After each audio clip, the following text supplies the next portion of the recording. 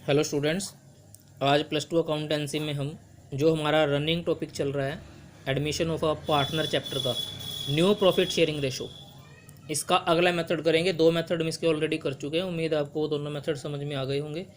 तो method number 3 ये आज हमने करना है। तो देखिए क्या है मेथड नंबर 3। कभी कभी ऐसा होता है कि नया साझेदार एक विशेष अनुपात में पुराने साझेदारों से अपने लाभ का हिस्सा प्राप्त करता है। यानी इसमें आपको ये दिया गया होगा कि जो नया पार्टनर है, नया साझेदार है, वो पुराने साझेदारों से अपना हिस्सा कितना कितना प्राप्त करता है। देखिए जो फर्स्ट मेथड था, फर्स्ट मेथड में हमें कुछ नहीं बताया होता कि नया साझेदार किस प्रकार से अपना हिस्सा प्राप्त करता है। सेकेंड मेथड जो हमने किया था उसमें वो इक्वली प्राप्त करता है, बराबर बराबर प्राप्त करता है। लेकिन इसमें वो अपना हिस्सा, नया साझेदार अपना हिस्सा विशेष अनुपात में प्राप्त करेगा पुराने साझेदारों से। तो ये मेथड आपका कुछ सेकंड मेथड की तरह ही है, लेकिन इसमें जो बीच वाला पोर्शन होता है, गिव्स टू वाला पोर्शन होता है, उसमें थोड़ा सा चेंज आ जाता है। तो आइए इसका एक एग्जांपल देख लेते हैं। इलस्ट्रेशन 4 आपकी बुक में दी गई है। A and B are partner sharing profit in the ratio of 7:3। ये ए और बी की ओल्ड रेशो दे रखी है, यानी ए और बी साझेदार थे, 7:3 में वो लाभ हानि को बांटते थे।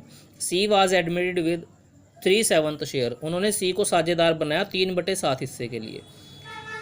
विच he took 2/7 from A and 1/7 from B, जिसे वह 2/7 ए से प्राप्त करता है और 1/7 बी से प्राप्त करता है। यानी इसमें आपको डायरेक्ट दे रखा है कि कितना उसने ए से प्राप्त किया, कितना उसने बी से प्राप्त किया। तो आपने new profit sharing ratio calculate करनी है। तो आइए देखते हैं किस तरह से इस क्वेश्चन को सोल्व किया जाएगा। सबसे पहले हमने लिख लिया ओल्ड रेशो ए और बी की, जो ओल्ड रेशो में दे रखी थी 7:3, ये हमने इसके अंदर नोट डाउन कर ली। उसके बाद सी का शेयर दिया हुआ था 3/7, सी का शेयर 3/7 है। देखिए तो सबसे पहले देखिए हम क्या करेंगे, ए का और बी का ओल्ड शेयर लिख लेंगे, उनका पुराना हिस्सा लिख लेंगे ओल्ड रेशो में से। ए का हिस्सा बनेगा यहाँ से 7/10 और बी का हिस्सा बनेगा 3/10। ये कैसे लेते हैं मैंने आपको पहले भी समझा चुका हूँ मैं। उसके बाद आप सेकेंड स्टेप में लिखोगे A gives to C, B gives to C. A ने सी को कितना दिया, बी ने सी को कितना दिया, ये क्वेश्चन में आपको दिया हुआ है। ए से कितना लिया था उसने, 2/7। तो ए गिव्स टू सी यानी ए सी को देता है 2/7, और बी से कितना लिया था उसने, 1/7। तो बी गिव्स टू सी में आ जाएगा 1/7। तो अब देखो ए के पास क्या बचा, ए के पास 7/10 था पहले, जिसमें से उसने 2/7 दे दिया सी को। तो क्या बचा ए के पास, लिखेंगे ए न्यू शेयर, ए का नया हिस्सा। इसके पुराने शेयर में से ये माइनस कर देंगे जितना उसने सी को दे दिया। तो 7/10 माइनस 2/7, 7/10 में से मैंने क्या माइनस कर दिया, 2/7 माइनस कर दिया। यानी ए के पास जितना था उसमें से उसने सी को जितना दे दिया वो मैंने माइनस कर दिया। तो हमारे पास आ जाएगा कि ए के पास क्या बचा, ए का नया हिस्सा क्या होगा। तो इसको माइनस कैसे करते हैं, एलसीएम के द्वारा। 10 और 7 का एलसीएम बन जाएगा 70, दोनों की गुना कर लो। फिर ऐसे क्रॉस गुना करते हैं, 7 के 7 से 7 7 49, 7 7 जा 49, और 10 की 2 से यानी 10 2 जा 20। बीच में साइन माइनस का तो माइनस का साइन रहेगा। तो 49 में से 20 माइनस कर दो आप, 29/70, 29/70। ये यहाँ से ए का न्यू शेयर आ गया। सेम इसी प्रकार से आप बी का न्यू शेयर निकाल लोगे। बी न्यू शेयर कैसे निकलेगा, 3/10 में से क्या माइनस करोगे आप, 1/7। तो देखिए मैंने निकाला हुआ है 3/10 माइनस 1/7, एलसीएम उसी प्रकार से लेके ये आ जाएगा 11/70, 11/70। और सी का हिस्सा आपको मालूम ही है 3/7 है, सी का हिस्सा 3/7। ये यहाँ पे नोट डाउन कर दो। इसके बाद न्यू रेशो आ जाएगी ए बी सी की।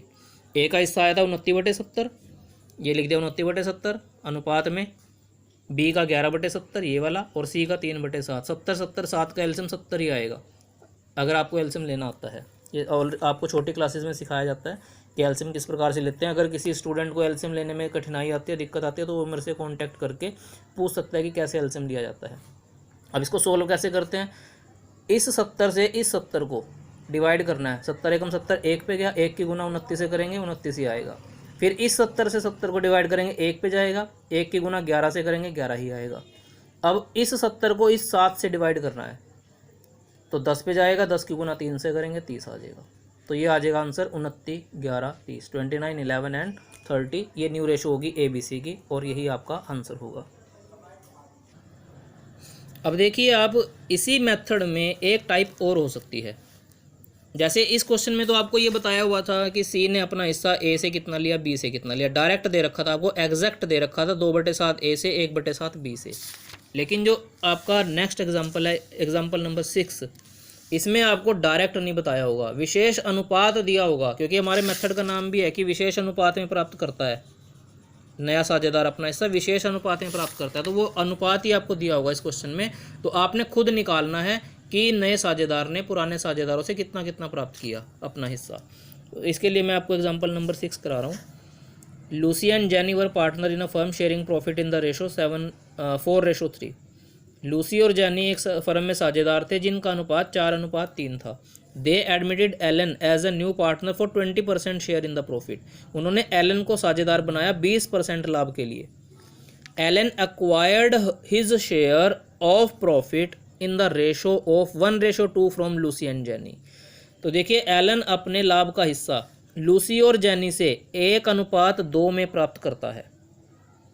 तो ये वो विशेष अनुपात है जिसमें वो अपना हिस्सा प्राप्त करता है। तो डायरेक्ट नहीं दे रखा पिछले क्वेश्चन की तरह कि कितना उसने लूसी से लिया, कितना उसने जेनी से लिया, सिर्फ अनुपात बताया है, रेशो बताई है यहाँ पर कि किस रेशो में उसने अपना हिस्सा प्राप्त किया। यही क्वेश्चन का मेन पॉइंट है। तो न्यू रेशो आपने कैलकुलेट करनी है तीनों की, लूसी, जेनी एंड एलन की।